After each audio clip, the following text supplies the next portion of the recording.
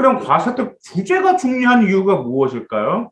생활기록부에는 보고서 주제만 기록된 경우가 많아요.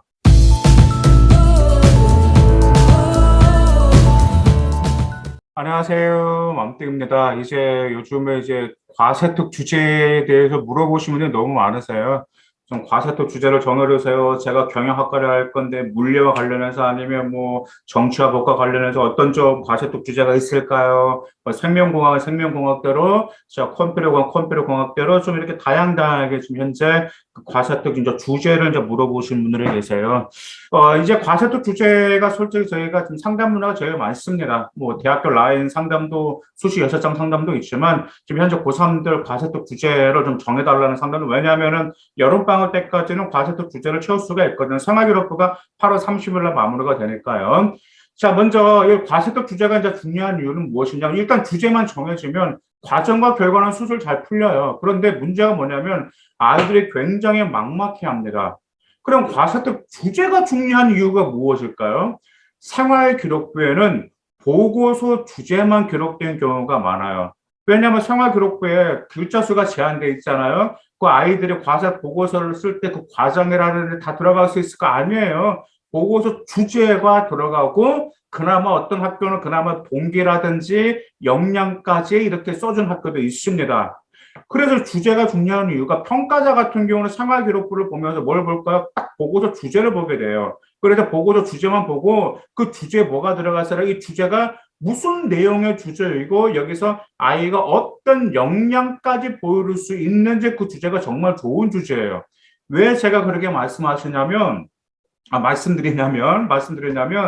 면접 때 그러거든. 면접 때 대학교 평가자가 서류 평가 쭉쭉 보다가 이렇게 물어봐. 뭐뭐뭐에 대한 그 보고서를 작성을 했는데 이 보고서를 왜 작성했어요? 근데 이 보고서가 본인의 진로하고 어떤 연계가 있고 진로에 어떤 도움을 줬어요? 이렇게 물어보거든요. 무슨 말씀인지 가서 그러다 보니까 이 보고서 주제만으로도 이처럼 딱 평가자가 이렇게 뭐구나라는 것을 알 수 있게끔 흥미를 끌 만한 그런 주제가 정말 중요하다는 면이죠. 자, 그럼 주제를 어떻게 만들어야 될까요? 보고서 주제를 만드실 때는 5가지를 고려하실 필요가 있습니다. 이 5가지 중에 한 두세 가지만 고려하셔가지고 주제를 만드셔도 됩니다. 자, 첫 번째 주제를 정하실 때는 이제 당연히 여러분의 진로가 명확해야 되겠죠. 단지 진로가 명확하지 않고 뭐 그냥 뭐 두리뭉실한 말이 안 되는 거잖아요. 여기까지 이해가시죠? 근데 또 하나 또 있습니다. 어떤 아이는 그런데 진로만 주제에 명확히 쓰는 아이가 있어요. 그건 아닙니다. 진로만 명확히 어필하는 주제를 괜찮지만 그 진로 역량도 같이 어필해 줄 때 정말 좋은 주제가 됩니다. 보통 아이들이 그 진로가 본인이 이제 어떤 일을 하려고 해요. 어떤 학과 어떤 일을 하려고 하는데 그 본인이 그 진로가 하는 일만 아는 경우가 많아요. 그런데 거기까지 알지 말고 그 진로에 대한 역량을 명확히 정의하고 주제에서 보여줄 때 지원하는 학과에서 잘 수행할 수 있다는 것을 보여줄 수 있기 때문이기 때문에 진로 플러스 진로 역량을 같이 보여줄 수 있는 주제인지 이것도 좋은 주제가 될 수 있습니다. 그다음 두 번째, 이것도 당연하죠. 교과란 연계성이 있는지 확인해야 됩니다. 자, 그 이유는 동기를 당연히 교과에서 출발할 때 학업의 충실성이라든지 진로 탐색을 보여줄 수 있기 때문에 그런 거죠. 그런데 교과랑 연계하기가 상당히 어려울 수가 있어요. 교과랑. 그럴 때는 어떻게 해야 될까요? 한 가지 팁을 드리면 저는 그렇게 합니다. 교과랑 연계가 상당히 어려워 그러면은 그 교과와 여러분의 진로와 디딤돌이 돼 있는 하나의 독서, 책을 읽어서 연계를 하던가 아니면 수행평가가 연계가 되면 이 수행평가를 통해서 연장선으로 연계할 수 있다라고 그렇게라도 연계를 하라고 합니다. 그러면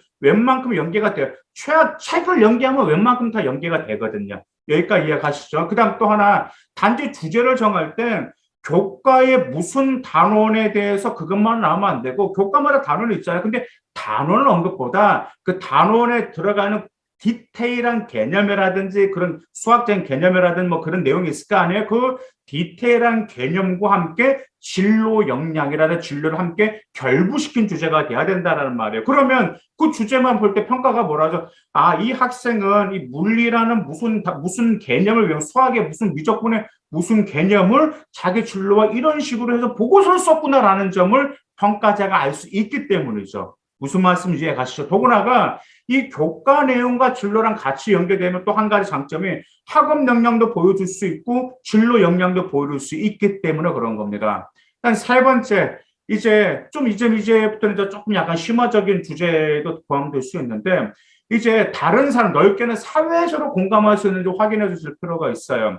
일단 주제를 정하게 되면 핵심 키워드가 있게 되잖아요. 근데 그 키워드를 중심으로 만든 주제가 먼저 호기심을 불러일으키는지 확인하셔야 돼요. 왜? 호기심을 불러일으킨다라는 것은 사회에서 공감할 수 있다라는 점이야. 그 이유가 아이들이 보통 이제 생활기록부를 보면 주제가 그냥 뭐 두리뭉실한 경우가 많아요. 요즘에 지구 온난화라든지 그다음에 유전자 조작 식품이라든지 뭐 그런 게 요즘 이슈가 되고 있잖아요. 그러면 이런 거죠. 뭐 지구 온난화에 대한 원인과 대안 이런 주제 두리뭉실하죠. 그다음에 유전자 조작 식품의 뭐 찬반 논쟁 문제점이 무엇인지 그리고 유전자 조작에 대한 뭐 기원 이런 두리뭉실한 것은 피하는 게 좋아요. 왜냐하면 주제는요 목표와 역량에 최대한 구체적으로 보여줘야 된다라는 점 그 점 꼭 기억해 두시길 바라겠습니다. 자, 네 번째, 기왕이면 이제 기사나 미디어에서 언급된 소재라면 매우 좋아. 이것은 이제 들어가 하나의 소재가 될 수가 있거든요. 이제 아까 사회에서 공감한다는 것과 이제 약간 비슷한 건데, 일단 과세대 주제를 상담하면서 저는 꼭 최근 시사와 관련된 주제 하나를 저는 꼭 정해주는 편이에요.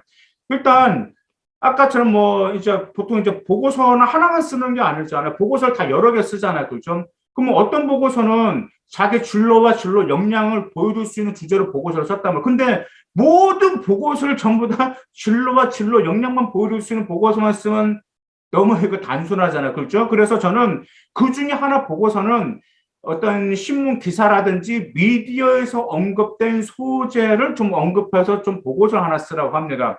제가 과세대 주제를 상담하면서 이제 뭐 이런 시사를 저는 그 이유가 뭐냐면 대학교 평가자 같은 경우는 공부만 하는 학생은 그다지 좋아하진 않아요. 좀 끼가 있고 사회가 어떻게 돌아가는지 그런 흐름에 관심이 있고 자기 주변의 사소한 점도 놓치지 않는 학생을 선호하거든요. 지금 올해 이제 내신 탑뭐 1점 거의 1점 뭐 1점대 극초반 학생들의 지금도 지금 생활기록을 그 학생들 생활기록부를 보면 그 학생들의 공통점이 취약점 바로 이 점이에요. 보통 이제 서영고를 희망하는 학생들, 그 다음에 의대를 희망하는 선생님을 분석하면 정말 그 학생들 역시도 과세도 주제에 본인과 관련된 시사와 좀 엮어서 좀 낼 수 있는 게 있는데 그 점에 드러내지 않는 게 종종 있었습니다. 그래서 뭐 최근에도 그런 점들을 주제를 정해가지고 시사와 역량을 어필할 수 있는 주제를 정해주는 이런 사례가 있었기 때문에 기왕이면 많은 보고서 중에 그래도 몇 개는 최소 하나라도 이 기사와 좀 사회 기사와 언급된 소재로 활용하시길 바라겠습니다. 그다음에 다섯 번째 좀 고려하세요. 자, 주제를 이제 정해졌습니다. 최종적으로. 이 주제가 현실적인지 고려하실 필요가 있어요. 이 현실적이다라는 건 말 그대로 뭐냐면 이 주제에 대한 해결 대안이 여러분 나올 거 아니에요. 근데 그 해결 대안이 해결 가능한 주제인지 마지막으로 체크하시면 돼요. 그러면 마지막으로 그 주제가 해결 가능한지 체크하시면 이제 뭐까지 공감하시게 되냐면 사회에서도 어떻게 적용하고 응용할 수 있겠구나. 그때 또 심화적인 게 또 하나가 더 연결고리가 나오기 때문에 이 점을 마지막으로 체크하시기를 바라겠습니다. 생활기록부에는 정말 과정에 들어가진 않아요. 생활기록부는 많이 들어가면 주제, 동기, 그 다음에 배운 점, 이 세 가지만 들어가도 정말 꽉 찹니다. 이것만 해도 글자, 뭐 소재 많이 나왔자 3개 하는 보통 2개 넣는 학생들이 있어요. 그렇기 때문에 이 주제를 찾기 위해서 여러분들 노력하는 흔적까지 보이면 더 매력적이다라는 점 꼭 기억해 두시고 주제를 정하실 때 이 5가지 중에 최소 2개 아니면 2개 아니면 하나 이 점을 엮어서 꼭 주제를 만드시기 바라겠습니다. 감사합니다.